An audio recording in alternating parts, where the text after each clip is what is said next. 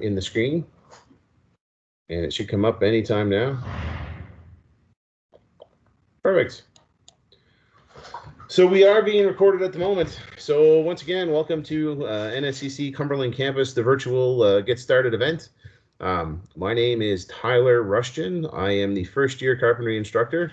And the other wonderful gentleman that you would have seen earlier with the computer issues is in the office, separated by some plexiglass, is Gordon Parlee, and he is the second year instructor for our program. All right.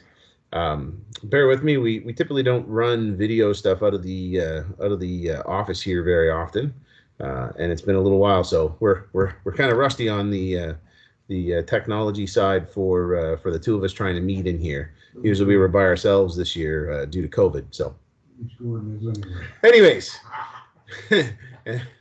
I'm laughing at Gordon at the moment, so bear with me. Really, this evening will really be a chance for questions and answers.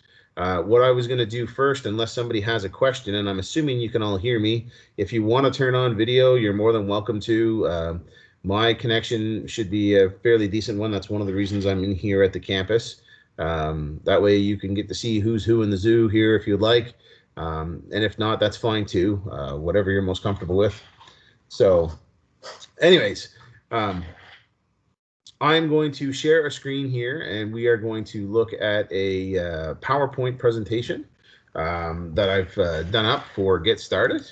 So bear with me for just a moment. And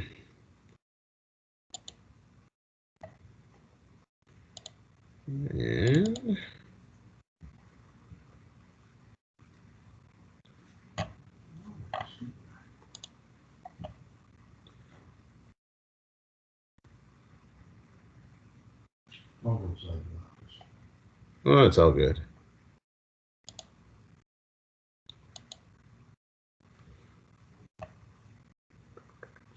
So, if someone could say yes or nod your head, can you see my Get Started PowerPoint? Should have a fellow with a gray sweatshirt on there. Can you guys see my my PowerPoint going on? Perfect. Thank you kindly. Good thumbs up. So we're going to start rocking and rolling through. So welcome to the Carpentry Diploma program. We are a 2-year program. We are a pre-apprenticeship program, which basically means if you don't have any previous knowledge or skills, that's fine. We're going to give you the base knowledge and skills here. Apprenticeship is another stream to enter into the trades program. And we'll talk about that a little bit in the program here as we go along. So at the Get Started, what we're trying to do here is to prepare you to come to your program. All right, to meet your faculty, so you get to see my smiling face at the moment, and I'm sure we'll get Gordon back on here at some point, as well as some classmates. So the option to contact people, maybe email or whatnot, if you guys want to chat to each other and exchange stuff, is always an ability for you. Also, to find out about some of the support services here at NSCC, we pride ourselves on the fact that we have lots of student services. To be quite honest, it's one of the things that I really enjoy about the college here. Is how much student services does play a role with folks to help to ensure that you're prepared and able to make it through programs. And I better be checking the chat side here because I'm sure there's some stuff going on there. Perfect. I'm trying to monitor both. It's been a while since I've had to run one of these suckers. The other thing will be to ask questions to me. So as we rock and roll through here, a typical week. So what I've done is I've provided you with last year's schedule.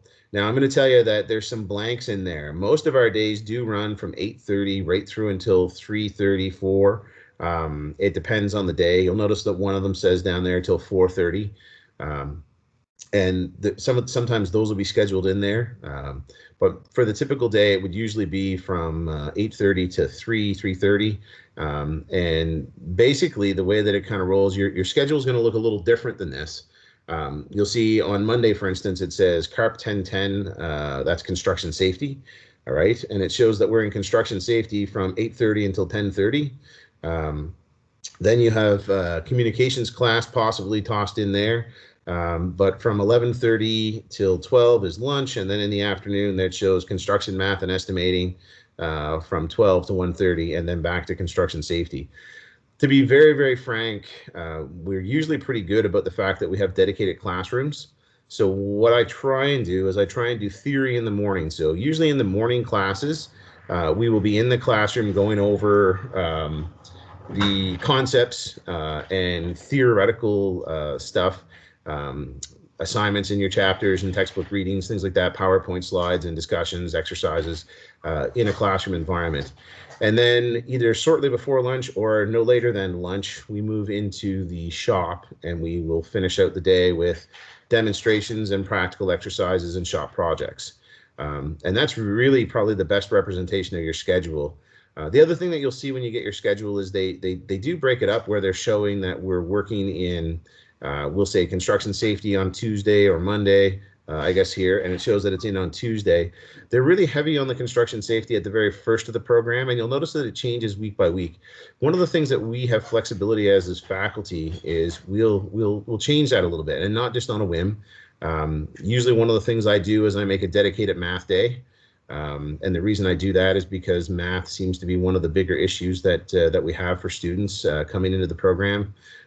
So my dedicated math day is usually on the day, to be quite honest, on the Tuesday, where you have communications.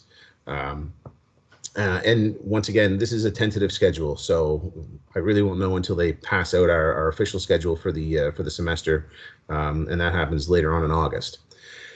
Now, in saying that, we also have courses running in the first semester that would be hand tools, portable power tools, foundations layout, construction math and estimating, and construction safety. And what I typically try and do is I'm usually running 2 to 3 of those programs concurrently. And the reason we do that is because at varying stages of those programs, they're kind of intertwined, and it makes no sense just to cover everything from start to finish for construction safety and then just move on to hand tools. It would make for a very boring first 3.5 weeks of the program. So I do construction safety to get us started in the very first week, usually because people don't have their tools yet. And it also gets some of the things that we do need out of the way. And then we start moving into usually running for most of the first semesters I've done, construction safety, hand tools, and math at the same time. And then as safety finishes up, we move through to stationary power tools, and then we finish off with Foundations 1 for the first semester. And you'll see something very similar to that in second semester again, where we kind of logically go through, although blueprint reading generally runs for the entire semester, and then we move through from framing 1 to Foundations 2. All right. And tools 3, I guess, is our start off in the second semester, stationary power tools. So if at any time too, anybody has any questions, you can stick it into the chat. Is probably the simplest way, and just type a message there, and I will try and watch that as closely as I can. So the schedule is, like I say, it looks a little sparse, but it's not. They're usually Monday to Friday, 8:30 to 3 o'clock is probably about average. And like I say, until I get the hardened schedule, it's still a tentative. So one of the things here at NSCC talks about teaching style. We try and rely on a lot of real life experience and applied learning, as it says. So I'm a Red Seal journeyperson carpenter. My background has mostly been industrial commercial. Anybody that's from the local area or has crossed through New Brunswick and Nova Scotia, the wind turbines on the marsh there as you're crossing by the border, I was the concrete foreman on that job. Several other commercial buildings around the Cumberland, Colchester area that I worked on. I also worked for Habitat for Humanity. So we're not just talking about a trade as if it's all theoretical. We're actually trades folks. Gordon, my counterpart for second year, he's done more on the residential side of things. So it's one of the things that I think we complement each other well here, with a commercial background and a residential background kind of deal. And as far as teaching style goes, I'll be quite honest, it's adult education. I'm kind of like the breadcrumbs that were dropped to make sure you find the path back. I will guide you along. I will give you knowledge and information, evaluation, and feedback. But you really do have to take the bull by the horns. You need to be doing the readings when they're assigned, whatever workbook or assignments there are that are there. And we're a trades program, so it's not like I give you a whole bunch of book work to do and then skip over the tools. Our meat and potatoes is probably 60-40, right? 60%, if not a little more than 60%, should be in the shop and hands-on and practical applied stuff that we'll do to get you your hand skills and master things. But there is a certain set of competencies and theoretical knowledge that you do have to understand to be a carpenter. And that's one of the things that I think we do really well here as well. All right, so kind of a 60-40 split there. The other thing I'll say, teaching style for me, and I'm just really speaking for myself, I think I'm fairly laid back, mind you. Big voice, bad haircut, as you can see on my picture here. My background has been with the Army Reserves for the last 22 years in construction. So I give direction fairly clear and usually with a big booming voice, although very approachable and really keen on working with students to make sure that they're successful. That's one of the bigger hallmarks that I think I get for feedback on a regular basis, and one of my strengths in my opinion. So stuff that you guys need for your program. If you're struggling with math or reading, research or test taking skills, and more so the test taking skills, math and reading, you can contact Student Services. There are some suggestions that they will have there. But just like everything in high school, when I went through, I hated math, I hated English, I hated doing all of the things that everyone said were really important. And then all of a sudden, when I went to work, even as a carpenter, and now here as a carpentry instructor, there are all the things that I find myself using on a regular basis. Computer skills would be another one. I communicate primarily via email. All right. This year, especially with the distance learning that we did with COVID, email was my primary means of communication, and Teams, just like we are now, where people could contact me and we could have a face-to-face conversation via distance. But I ask that everyone gets proficient in accessing their email and using it. And unfortunately, it doesn't seem to be the thing that happens very well every year. So I'll tell you now, if you're not an email person, jump onto the email side of the house. Get prepared for it, because it's the professional, official way that I will communicate things to everyone on a regular basis. And that's where we're at. Make sure that you're checking out what your tuition and student fees are. Okay, so the next slide that we're going to have is some tools, and I'm going to talk a little bit about that for an extra moment. And Marlo, I see that you're in here, so if you have something that you wanted to add, because I know you have other classes that you might have to go to, you could do it now, or you can hang on. Sure. No, I don't mind coming in right now. Hi, everyone. Okay, My name is Marlo Richard, and I will be your communications instructor next year. So I just wanted to introduce myself really quickly, just tell you a few things that you're going to need for my course, so when you're not with Tyler. The main thing for us is that you do not need a textbook for communications. I'll be providing everything that you need as far as content goes, so that's good. Good news, save you some money there. Actually, one thing I did want to mention to you, if you want to take care of something before you come to classes in September, is credit transfers. So every fall and every winter after when we start, students have a couple weeks where they can apply for credit transfers to receive a credit for COM from another course that they've taken. So sometimes we end up getting students, for example, who have gone to university and have taken some communication courses there, or sometimes we'll get students who have taken other programs within the NSCC. So you might even have the course that that we're going to deliver. So what we do is we match the outcomes with the course that you have already with the outcomes for the course with Carpentry. And as long as those outcomes match, then you would receive a credit and you wouldn't have to take communications, which gives you a couple extra hours a week, okay, to dedicate to something else. So I would suggest, if you do have some communication credits post-secondary from any university, or from the college, if you want to fill out the forms for credit transfers, you can actually do that ahead of time and have that all finished before you start in September, and it's just one less thing to worry about. Okay. Excuse me. Other than that, I look forward to meeting everybody in the fall, and I'm going to pop out and pop into another class that I have. So does anybody have any questions for me before I go? No? Okay. Awesome. All right. Gordon and Tyler, thank you guys so much. I'll just put it on your bill. Oh, thank you. That's good. All right. See you guys. Bye. Bye. So bear with me again for a second as I get my my PowerPoint presentation to come back up onto point here. I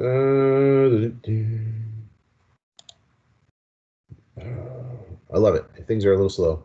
Bear with me for 1 second. All righty.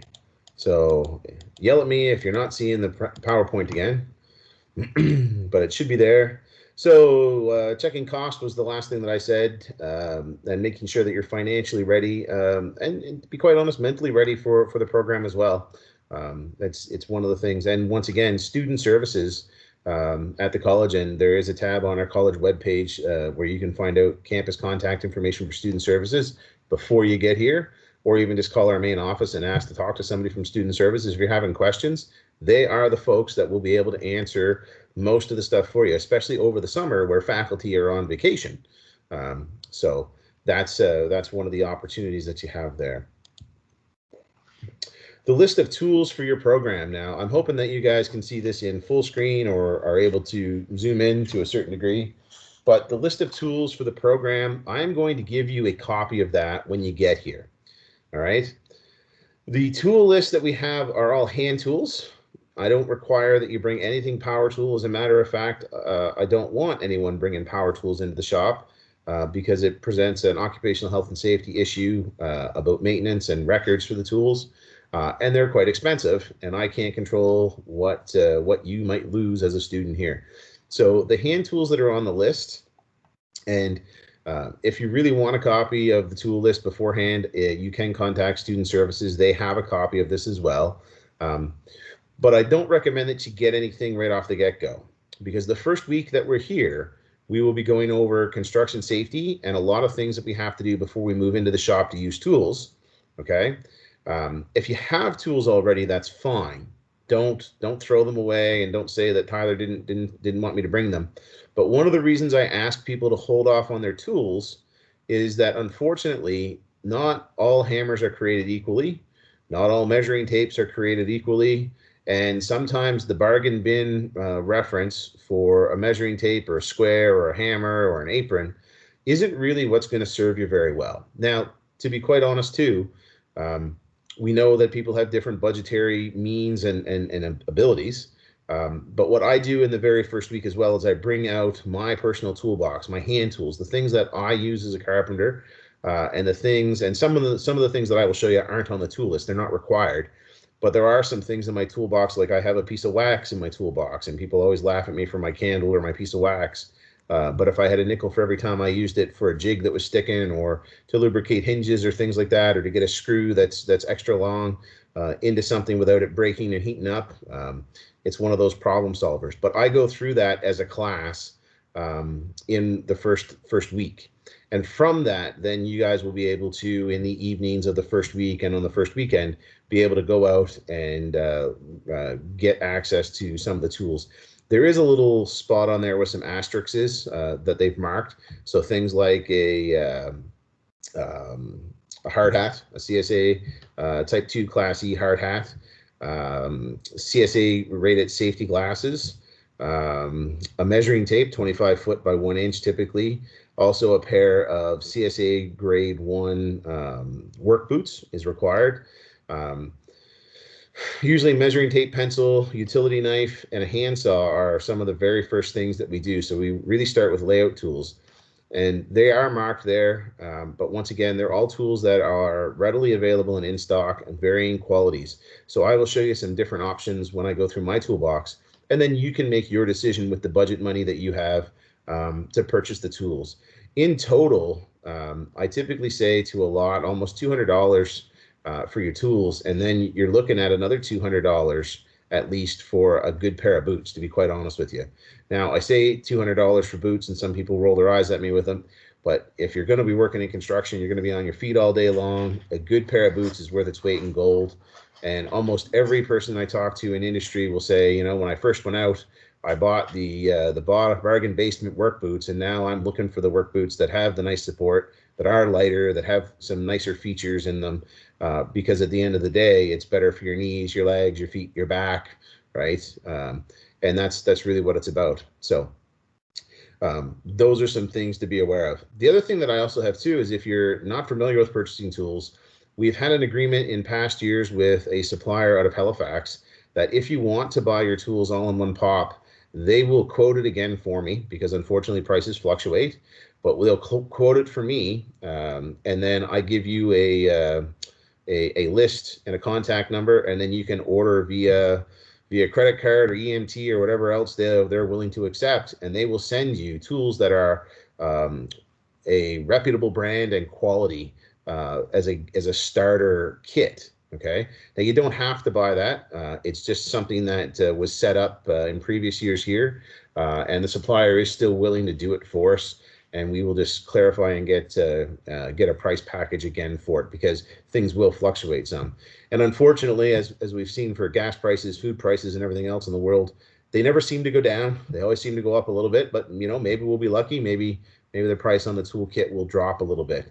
A couple of students have taken the opportunity for it in the last couple of years, and all the stuff that they supply on that list is good quality and will last you. And it makes it kind of a one-stop shop if that's what you're looking for.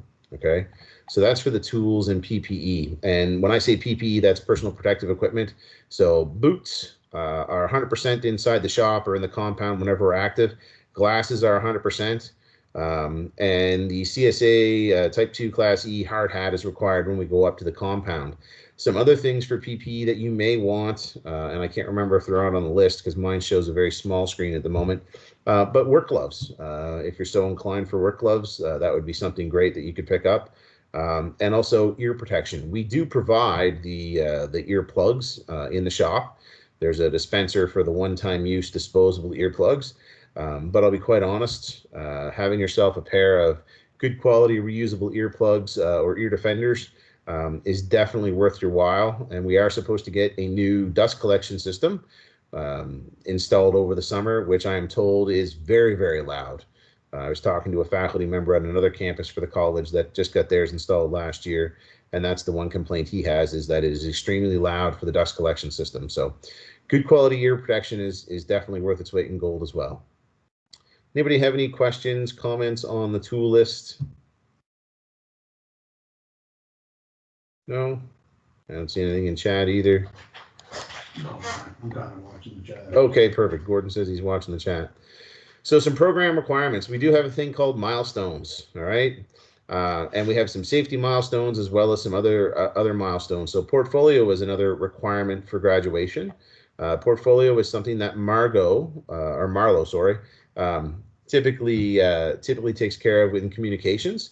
She will start you off with some things for portfolio, and communications actually goes both first and second year. In second year, it's supposed to be a little more trades oriented, but portfolio is where you'll track your learning, where you'll track your educational history, your work history, even life history to a certain degree. I have my portfolio here. I also have my professional portfolio that I had to do as a faculty member. And I'm more than happy to share that with folks if they're looking for some ideas. Attendance is something that's on there as well. I don't know how to say this politely or gently, but if you're not here, you can't learn. And unfortunately, we are a very hands-on program. So if you're only attending 60% of classes, you're probably only going to perform at 60% or less in the projects and in the exercises and competencies. And 60% is the minimum pass rate for the program. So I can't stress to you enough how important it is to attend classes on a regular basis. It was especially important this year with COVID because we were limited to how many shop days we have. And not only attendance to the school, because I'll be quite honest, it's happened in years before where students show up to the campus, but they somehow forget which way the carpentry shop was. So just because I saw you in the hall doesn't mean that you're there. You need to be in the shop and working and using your time wisely. It's adult education again. I'm here to motivate, but you can't push a string. So to be quite honest, and I don't want to sound too negative, but you really do have to be going forward with your program, attending and producing and completing tasks in a timely and efficient manner. Okay. SAFE 1000 and SAFE 1001 are a couple of online courses that you have to complete before September 30th. Those are the Introduction to Occupational Health and Safety, and the other one would be your WHMIS qualification. Okay. You should be getting a code if you haven't got one already in your acceptance package once you've paid your confirmation fees, and you can log in and do that anytime after you get those codes.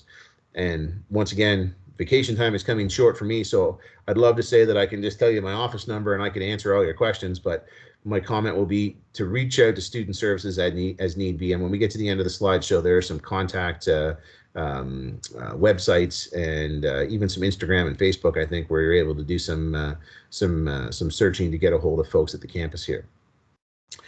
One of the things to remember too is in our course outlines and in our course plan, some courses are prerequisites. So to be quite honest, we do 3 tools courses. Tools 1, which is hand tools, Tools 2, which is stationary power tool, or portable power tools, sorry, and Tools 3, which is stationary power tools. Well, you can't go to Tools 2 until you have Tools 1, right? It's a prerequisite. The same as the construction safety program is a prerequisite for almost any of the next courses down the line as well. And sometimes not only a prerequisite, but a co-requisite. So if you're taking a course that's a co-requisite at the same time as the other, that's okay. But you do have to complete both of them to be able to make the outcomes for both of the courses. You will have links to the course plan and how that program will operate that can indicate those to you. And I typically tell you which ones are prerequisites as I do your course outlines in the semesters with you. But it is something that you do have to look at. So, and as it says in the little thing, if you miss a prerequisite course in first semester, you can't move on to some of the other courses in second semester possibly. So it is something to be aware of. You do have to be successful to be able to make it all the way through. Any questions there? Textbooks. So once again, I already talked about tools, so I'm not too worried about that. The textbooks that we have selected for the program are done up as a bundle for the most part. The bookstore is working on them now. An approximate cost for textbooks, and I'm trying to remember what the quote they gave us was. I just did it the other day. What I would say somewhere is in the realm of about $350 to $400 should get you sorted on your textbooks. Our main textbook and workbook and some of the stuff that goes with it comes as a bundle from the publisher. We also use an online resource through Cengage, which is the publisher of our book, called MindTap, and there's some online activities. It also does e-reader for the book, so if you're not a fan of reading, you can actually set up your computer or your smartphone to read the chapters to you. It's all technology that's embedded into it, and I do use that, to be quite honest with you. We adopted it a couple years ago, and I went dance with the one that brung you. So I've been using MindTap as an assessment and evaluation tool since we adopted the new textbook. So when will you buy your books? We typically book off a day in the first week or second week when you'll be able to buy your books. I do believe it's the first week. And we have a time frame because unfortunately we are only a small campus with a small bookstore, so we can't have every program storming down to the bookstore looking for books. Penny would, and Penny's the one that runs our bookstore, would have a heyday with us. So we will actually have a scheduled day. Now, for students that are funded or students that are having issues financially before you get here, if you can't afford to get the textbooks that day, I always reach out and say, hey, if you can't get them, let us know when you're going to be able to get them. And we can try and work around that a little bit within reason. So I'm not talking the first 3 months of the program, you have no textbooks, but a couple of days or a week, there are some things that we can do to get you along and help bring you through if you can't purchase them on that specific day. Because I've had students that are funded that the money wasn't released, so they couldn't pick up their textbooks the day that it was arranged. That's not a big worry. We can get you back in relatively quickly when you are able to pick up your textbooks. So student kit and equipment. So your tools, I already talked about the list of tools that I showed before. And once again, unless you already have tools, don't buy anything until after you see the toolkit and the demonstration, please. There will be some stuff passed along there that will be beneficial to you when you buy your tools. The other thing I will say about buying tools is if you don't go with the predetermined list from the quote that I can provide to you. Wherever you do go around here, Home Hardware in the town of Spring Hill generally will give you a discount if you're a student at NSCC. So you can ask when you go to the retailers, hey, do you offer a student discount on taking a carpentry program? I know Kenton Amherst typically has. I'm pretty sure Harrison's Home Hardware in Amherst, a nearby town, has also said that they would do stuff. But really, that's up to you guys. You can ask. Also, if you're buying anything from Lee Valley, there is a Lee Valley student discount form. And if you don't know what Lee Valley is, you will by the time you're done with me. You can actually get one of those forms. There's a spot for me to fill out as your faculty. So what I did last year is I just filled out a blank form in electronic copy and gave everyone one for the year, signed off on the year and signed off on the course number. And then if you buy something from Lee Valley, you can use that student discount. But I do believe it has to be used in store. Okay, so approximate value of supplies, when you really look at it, the only thing that you need aside from your tools and your textbooks is you should have something to write with and a notepad of some sort. Coming from the Army side of me, no one's a good soldier unless you have a pen and something to write on, or a pencil and something to write on. And I am forever horrible in the shop for grabbing a scrap of wood to write notes on, or in construction. So I do try and carry something to write with and something to write on at all times. And you as a student should as well. There will be times that I give directions verbally. It won't necessarily be on a piece of paper. And part of that reason is because that's how things get passed along a lot in industry. So if I'm going to start talking and you have a difficulty remembering, or you want to clarify, it's always best if you have something to write down quick notes, whether that's a binder, a notepad, notebook, what have you. And when we're doing theory classes, that's something to write with. Also, a calculator is definitely something. And once again, you can bring whatever one you want. There is a model. I spoke about apprenticeship, that if you are interested in getting into apprenticeship when you're done the pre-apprentice program, they have a model that's authorized that they supply when you do the apprenticeship tests. And I will provide you guys with that model number. It's a Casio, I do believe. I'm looking at my desk quickly to see if it's sitting here, but I can't see where I set it. But there is a specific model, and it does have some scientific functions. So it's good to be familiar with the one that you'll have to use in that regard. As far as an approximate value, we said about tools already, $200 to $350 for tools, a couple $100 for your work boots. PPE can be relatively cost effective. You know, glasses can be as little as $7 to $10, although once again, you get what you pay for, and comfort's a big thing with those. And then the textbooks, like I say, about $350 for textbooks as well. And then your tuition, which I can't quote you, tuition. Yeah, that's the one. Gordon's just handing me the calculator, and the calculator model is a Casio FX260. I will actually hold it up on the screen when we're done here. It's a very simple calculator, but it is the one that Nova Scotia Apprenticeship Agency has mandated gets used. They provide them to you when you do your testing if you decide to go that route. No, I'm good, Gordon. I got a joke here. And we're almost done. Workload and evaluation. So what are you going to be expected to do for work? We are a very team-oriented program. If you see a one-person carpentry show going on and you think that they're doing everything all by themselves, forget it. So there will be some group work that happens, typically in the shop. There will be individual project work as well, and there will be some written or theoretical assignments as well. It really depends on what course we're doing, but we do use all of those. The other thing too is with your textbook, you get access to the MindTap evaluation, and it has the complete workbook online, and I do use that as confirmation. So there will be graded assignments around that where it'll be multiple choice, fill in the blanks, matching questions, things like that. And to be quite honest, almost all Red Seal examinations are done, actually all of them are via multiple choice. So it's not like we're doing multiple choice because we think it's easy. It's what industry uses as a testing standard. So we try and stick to that as much as we can. What's the workload like? Well, you'll probably be reading at least, if you're dedicated, probably be reading at least an hour in the evening. Probably no more than an hour and a half, I wouldn't expect, especially if you keep up with what chapter we're on and where we're going. It can really vary student to student, in my opinion, and I say that because What I did this year is in the tentative work plan, I would assign chapters for the week in the classes that we were doing. And every Monday I would go over what it was I was expecting you to have read by certain dates.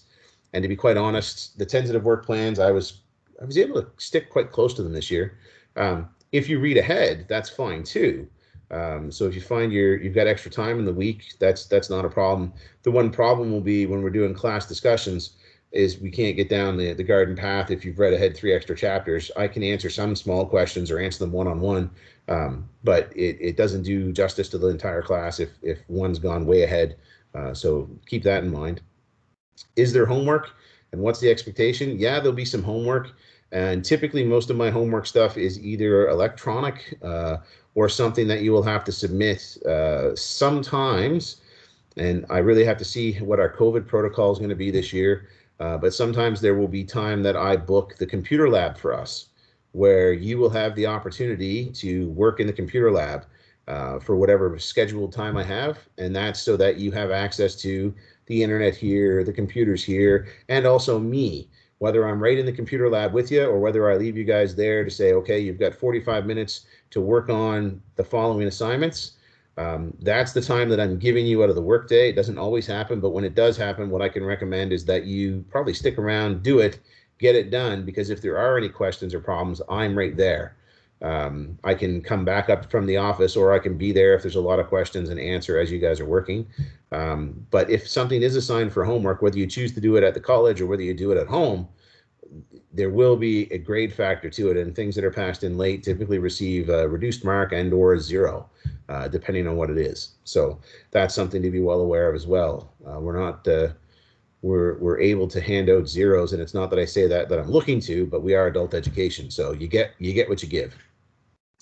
Test projects and presentations. There will be some presentations, I know, in communications. As far as tests and projects go, our tests will be the typically written, and Brightspace is the platform that I will be doing a lot of those in still, oriented around it. There'll be some options for folks that aren't able to log in, but it's a very simple platform, and we'll get you guys up and running on it. And as far as projects go, all the projects that I do are in-shop projects. The one thing I will comment on is this year with COVID, somebody said, can I take the material home and work on my project there? And the answer then and still will be no. I need to be able to supervise you for safety and to see how things are going along and to make sure that it is you doing it. So projects happen in the shop. Sometimes we will have projects for service learning that may take us off the campus. And I'm kind of hoping and looking forward to possibly doing some of that this year if COVID allows. And those are generally things that we work with in the community. So we spend somebody else's money to give stuff back to the community and hone our skills, which is really nice. Quizzes, once again, same as tests. Sometimes you'll hear me refer to quiz or test interchangeably. Usually the only difference is what they're labeled as. The format stays the same for the most part. And our lab skills are really our projects. Question down there they have written is, am I able to work part-time? Yes, within the reasons of the school week, you should be able to have part-time employment. I'll be quite honest, I would encourage folks to have part-time employment, especially if they can find some in construction. But that's something that if it's a challenge for individuals, and when I say a challenge, that work is interfering with school, those are things that I will indicate or chat to you with about. But really, it's an adult world, right? So you should definitely have enough time that you can work part-time. I probably wouldn't want to try and hold down a full-time job and go to school, though, to be quite honest with you. Oh, we're hitting back on some of the things that we've seen already. So some tips for success, and those are in there from the student services side. Refresh your math, reading, research, test taking, right? Get organized a little bit. That's probably some of the best advice I can give, although if you looked at my desk, you wouldn't think I'm ever organized. But it is something that I've been working on and doing a lot better with in the last few years. Attendance, be on time, prepared, and willing to work and learn. Those are the 3 golden rule things. If I had a nickel for every time that an employer or possible employer came to class and said, you know what, I'm really looking for someone who can be on time, they're prepared for work, and they're willing and have a positive attitude for work. Those 3 things will get you success.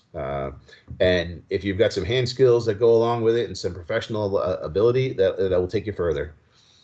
Seek help from your instructor if you're falling behind, right? Don't let things pile up. It does seem to happen. I could talk about all kinds of instances without naming students, but where they let things go too far, and they got direction and reminders, but still didn't get. And sometimes once you've dug yourself into a hole, it is really hard to dig back out of that hole. So watch that. If you're not feeling well physically or emotionally, student services can help. I'll be quite honest. One of my strengths, I think, is reading people. And there's been times where I said, is there something on the go?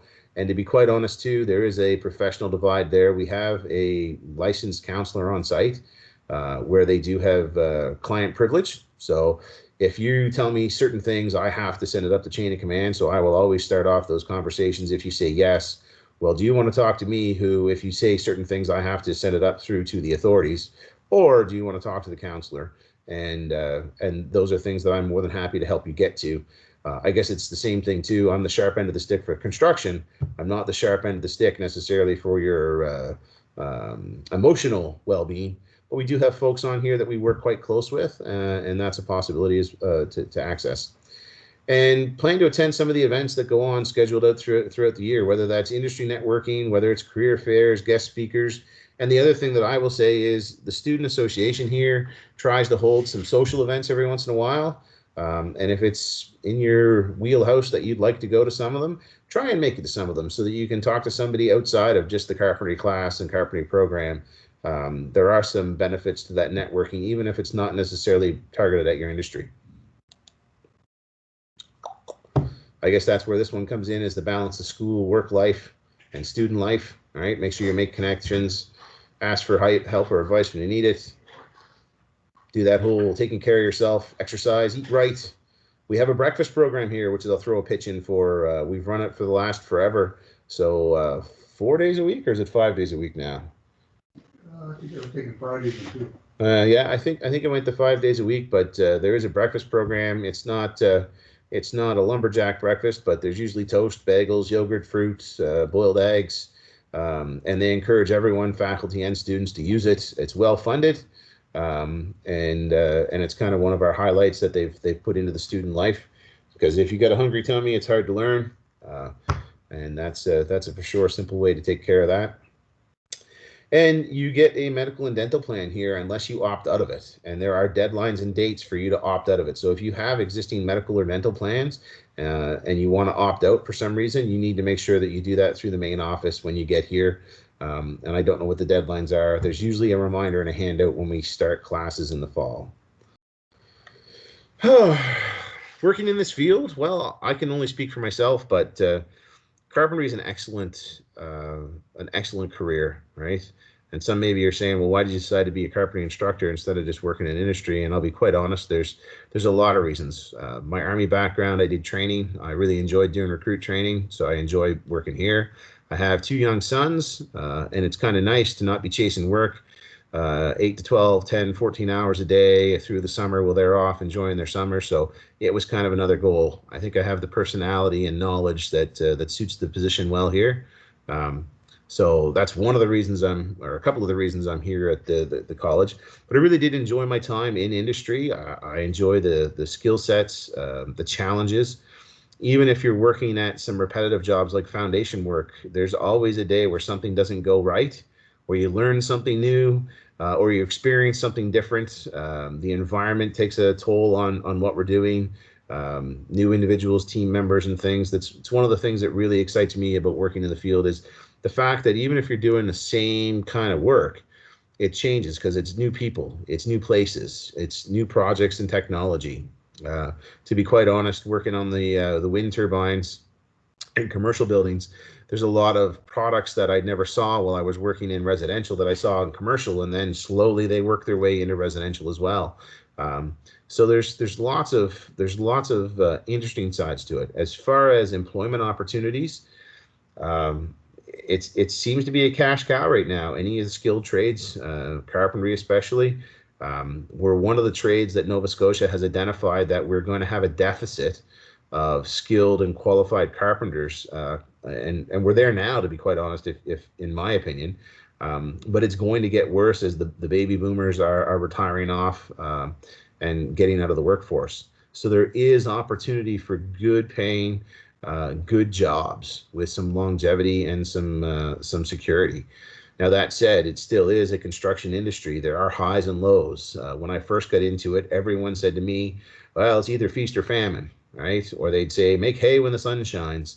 And I'll be quite honest, I think there was only in my career before I started working for the school full time, about 6 months in the years that I was working that I wasn't employed full time.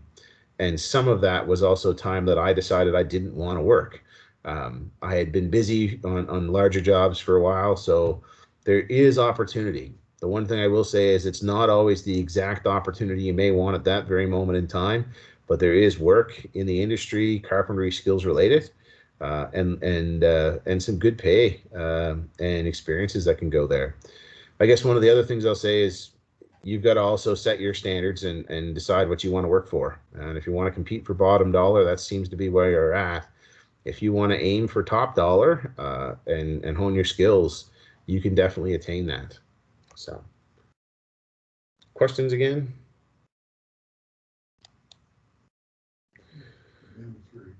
Yeah. So Gordon's saying we're down to 3. So if you still have questions, so student services team is there. Oh, and I forgot to edit that in there. So our campus telephone, if anyone wants it, this is recorded, so they'll be able to pass it again, but 902-902-597-3737 will get you the main switchboard, and they will be able to give you any information that you need. Really, the simpler thing is go to nscc.ca, right? We live in that digital world. If you can log in and get to nscc.ca, and on there we have an Explore NSCC, you'll find all of our 13 campuses listed there with contact numbers, email information. You can search to a certain degree the faculty roster and possibly find my email address or office phone number there as well. Mind you, I go on vacation next week sometime, so I won't be in the office. I will be checking email at my leisure, just because I like to make sure I get that on the go. But student services in the main office are more than happy and help. They're here from 8 to 4 every day, Monday to Friday, throughout the summer as well. So there's an opportunity for questions there. And there are some spots here, Facebook, Twitter, Instagram, right? And you'll also see nscc.ca/get started, right? Even if you just get the nscc.ca and punch in get started into the search bar, it will take you there. Our webpage is fairly user-friendly, and I say that as someone who keeps looking for the pull cord on the computer when I go to start it in the morning. But it will get you the answers that you're looking for. So that is the last of the slideshow. I'm going to stop sharing my screen. And I will put my wonderful mug back up on here. And I'm opening the floor. If someone has questions for me, if there's something I can answer for somebody, then so be it. Ask away. This is, in theory, our 10 minutes that are left. There, we've got Gordon back on the screen again. No questions from anyone? No? Folks are excited about coming. I know. I'll be quite honest, the online platform does not do us justice. Gordon and I are much more dynamic in person and much more entertaining as a duo. Well, we won't say Laurel and Hardy because I guess that would be kind of old school, but yeah, we've got a good shop. We've got some good gear. We've got some improvements over the last few years. So there's lots of opportunity, and we're excited for another start with a new group of students. Perfect. Thanks, Joe. We're excited to see folks getting in here too. So I won't hold you guys up. You got 10 extra minutes off of what our scheduled time was, but if there's no questions, you're more than welcome to log back off and do as you need it. Once again, if you need to reach out, the local campus number, 902-597-3737. And if you've made it this far, you should have some ways to contact NSCC or seen things already. So you're more than welcome to contact at any time. And if you are talking to someone, they can get access to me via email or phone, and I can try and answer some questions if you have something really massive. So feel free to chat to folks at Student Services in the front office. And with that, if there's nothing else, I'm going to hit stop on the record, and you're more than welcome to go about the rest of your day. Oh, look at that. Gordon's being tech savvy.